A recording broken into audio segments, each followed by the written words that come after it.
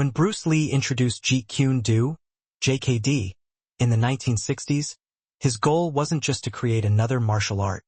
He wanted to build a system that would be practical, efficient, and adaptable to real combat situations. Little did he know, his ideas and techniques would lay the foundation for much of what we see in modern mixed martial arts MMA today. Jeet Kune Do, or the way of the intercepting fist, is all about speed, directness, and simplicity, qualities that have directly impacted the evolution of MMA striking and movement. Bruce Lee's approach to combat was rooted in cross-training, taking the best elements from various martial arts styles, including boxing, Wing Chun, fencing, and more, and combining them to create a streamlined, efficient combat system. But how exactly did Jeet Kune Do influence MMA?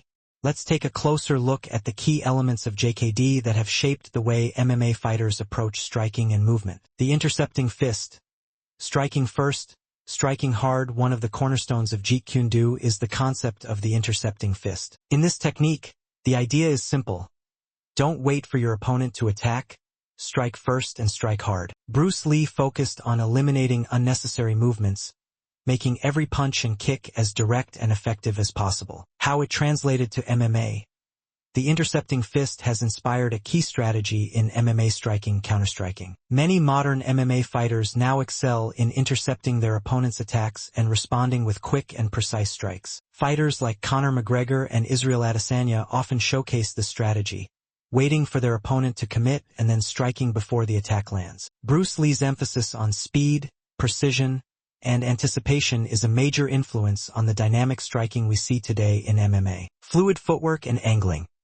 The art of movement. Bruce Lee was renowned for his incredible agility and fluid footwork, two aspects that were essential in Jeet Kune Do. One of the most groundbreaking aspects of Jeet Kune Do is Bruce Lee's belief that martial artists should not be confined to any one style. He famously said, "Absorb what is useful, discard what is not." His system of cross-training, borrowing the best techniques from multiple martial arts, created a hybrid combat style that emphasized adaptability. The idea was to be constantly evolving, choosing techniques that would work best in real-world combat, regardless of their origin. How it translated to MMA.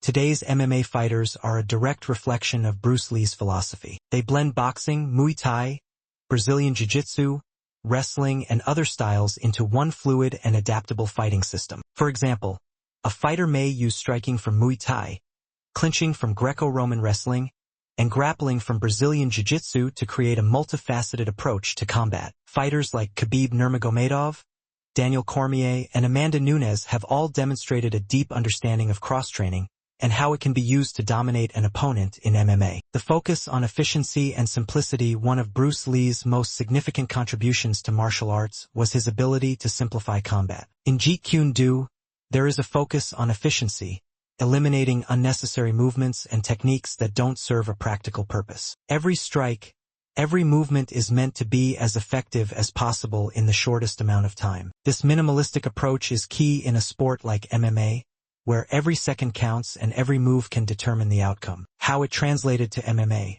The minimalist approach in MMA is seen in the way fighters use techniques that maximize effectiveness without overcomplicating the action. Fighters often focus on basic techniques like a simple jab-cross combination, a leg kick, or a well-timed takedown, focusing on efficiency rather than flash. This is directly aligned with Bruce Lee's belief in practicality over spectacle. Conclusion: Bruce Lee's